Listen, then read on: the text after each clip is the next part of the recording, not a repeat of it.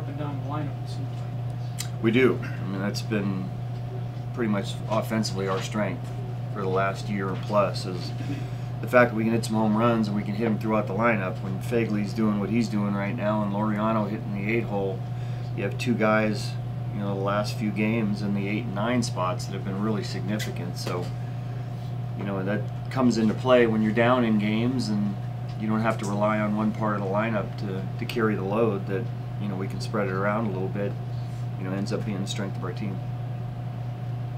Would you see different last night with this guy? Better at bats or better? You know, I don't know. His BP was better.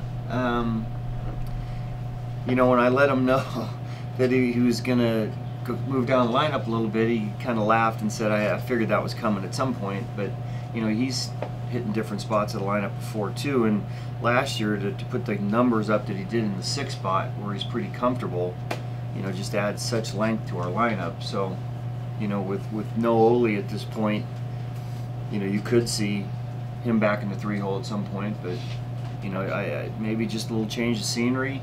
I know he did some work yesterday with Darren Bush in the cage and felt good about it, had a good BP and carried it into the game. You mentioned Olsen. Is there anything new with it?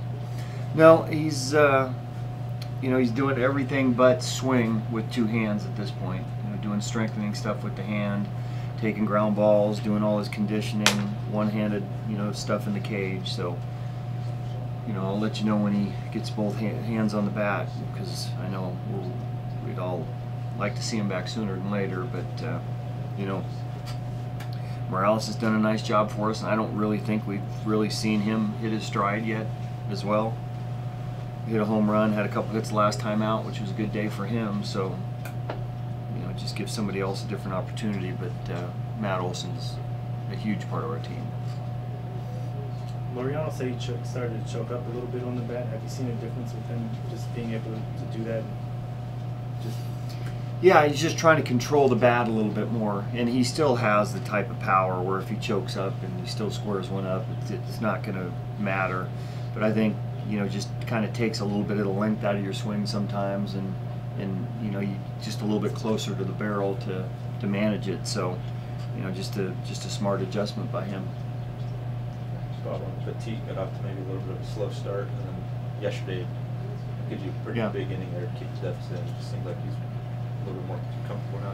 Yeah, I don't really think he got off to a slow start. We just weren't using him in the type of roles that we were earlier, and wasn't pitching as often, which he's a guy that likes to pitch a lot.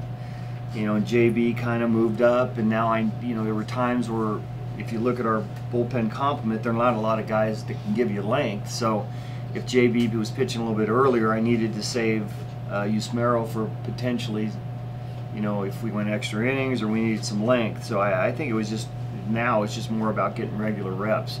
We always feel good about him when he's in the game. Have you guys kind of figured out, I guess, what you're going to do with the 7th and 8th inning? Is it Lou or Soraya, or is it, you know, are you interchanging those two? Yeah, I think it depends on, you know, where we see the lineup and who we have look at the better matchups, and or Lou is probably going to be that guy that comes in the game with guys on, where I'm going to try to give Soria a clean inning. So they're interchangeable between the 7th and 8th. With Chapman's at bat last night that drove in the 2 runs, I know you've spoken highly about him in the past, but it seemed like Chavez was staying away, and just to have that presence to stay with that. What does that say about his continued just understanding of the situation, maybe what the pitcher's trying to do? Right. You've hit it right on the head. It's exactly what it was. He knew he was going to throw him cutters away. He was trying to stay off the really tough ones, and then got to 2 strikes where he wasn't even thinking about pulling the ball at that point in time. And to me, that's probably the biggest hit of the game. I mean, that really gets us back into it and gets us feeling like, okay, here we come again. So that was a huge at bat. He gets down in the count right away, but had a pretty good idea of how he was going to be pitched and didn't try to do too much. Shot a ball to right field, and, you know, now we're back in it. What do you have in the Masters tomorrow? I think that Tiger guy might have a chance. The way he's playing right now, he's been known to do pretty well there. It's like his playground. Yeah. As one of the most respected managers in the game today, how do you feel about how just the game of baseball is being marketed right now? I feel like you guys have one of the most underrated players in Khris Davis. I think we have a lot of marketable guys, but I would say you're right as far as the Khris Davis situation. I don't know that he looks for the spotlight. I don't know that he goes out and looks for endorsements or to be marketed.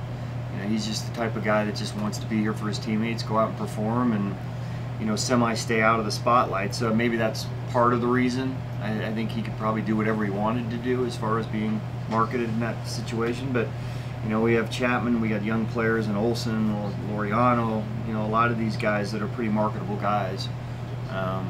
Maybe the fact that we're on the West Coast might hurt us a little bit, but we feel like we have some high-profile guys, and if we continue to have successful seasons, you may see a little bit more of these guys out there.